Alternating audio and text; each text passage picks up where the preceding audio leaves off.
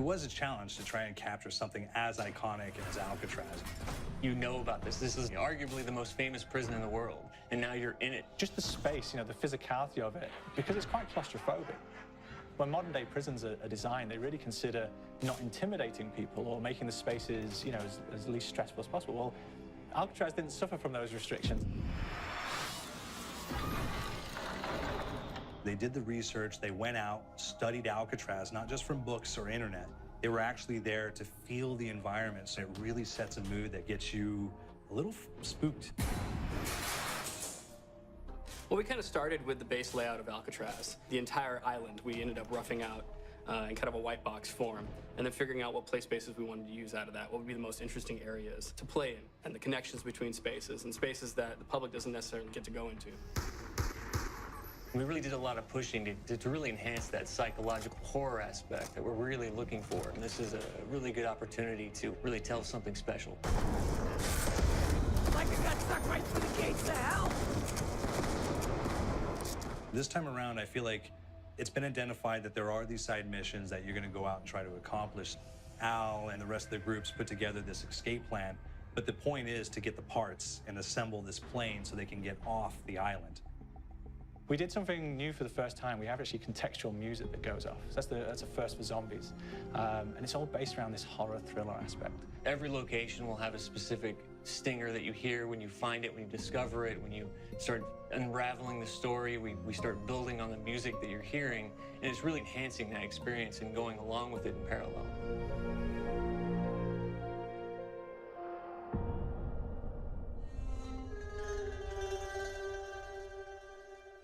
Because we wanted to embrace this kind of horror thriller element, we wanted character actors, guys who could really embody someone and then convey emotion. So that's why we went for guys like Ray Liotta, getting in that kind of guy, we wanted a frantic nature. So he plays a character called Billy Handsome, who's this kind of psychopath who would be employed by the mob to kill people in interesting ways.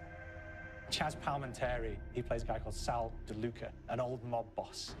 Michael Madsen playing Finn O'Leary. He's kind of worked himself from the floor, from the streets. He's got his hands dirty and the blood and the guts a couple of times. And then we had Joe Pantoliano, and he plays Arthur Arlington, who's nicknamed the Weasel. Those guys, they bring a quality and a subtlety and timing that you can't really identify or try to recreate. Bring it on, dirtbags! You start off in the afterlife mode, and that's just going to be what's going on. You're going to try to solve the mystery from the second you start.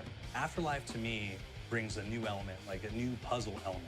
It forces me to think a little bit more or look for the clues or kind of think of zombies on a slightly deeper level.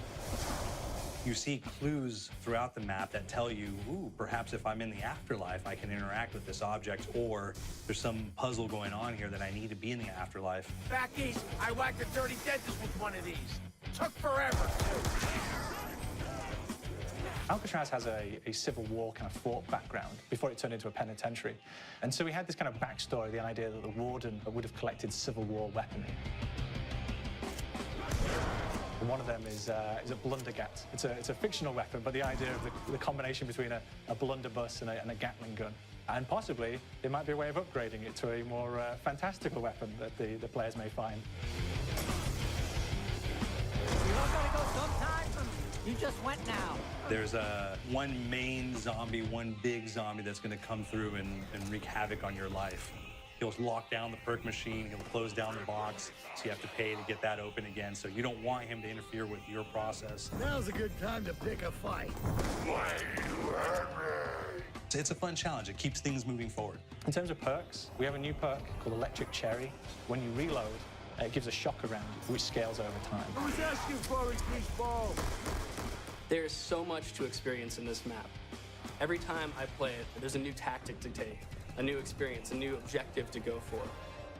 But there's also this layer of things that we aren't exactly exposing to the players right off the bat and will need to be discovered. Don't let me go.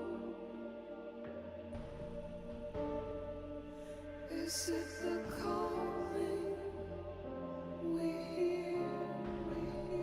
We've got the undead in there, we've got these historical elements, and these fantastic actors all seem to be with peace with each other in this kind of same world. So It's magical, and our team is incredibly excited by it.